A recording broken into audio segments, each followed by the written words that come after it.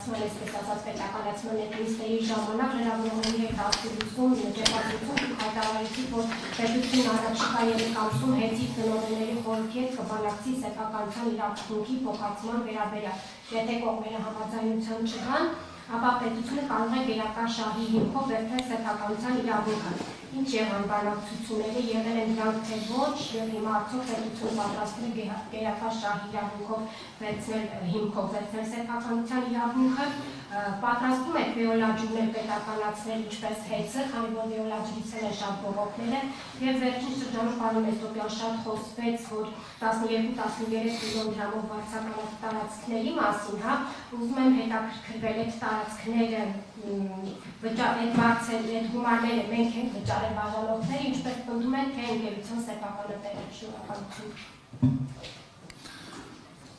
Առաջի հարցը որն էր, բանը, ուրեմն առաջի հարցից սկսենք գերակաշահի մասին, այո, այնինչ ժամանակ ես ասուլիսի ճեպազրույցի ժամանակ ասել եմ ոչինչ չի փոխվել, օրենքից է բխում այդ իմ ասածը եւ դեռևս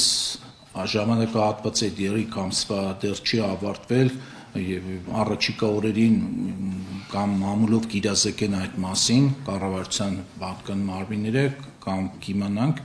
գաղտնի որևէ գործընթաց չկա պետությունը այս փուլում երբ որ մենք դադարեցել ենք պաշտպան լիցենզիան հեծի հաջորդ փուլը այո դա էր որ 3 ամսյա ժամկետում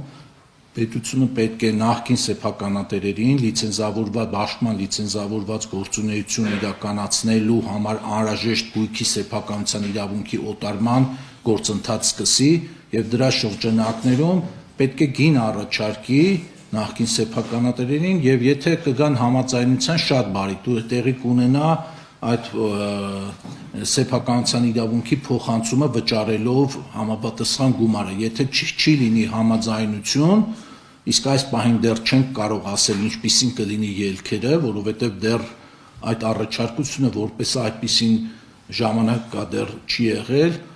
եթե չեն համաձայնվի այո ճիշտ եք ասում դրանից հետո հանրային գերակաշահ ճանաչելու ճանապարհով այդ օրենքի այդ կետով կշարունակվի հեծի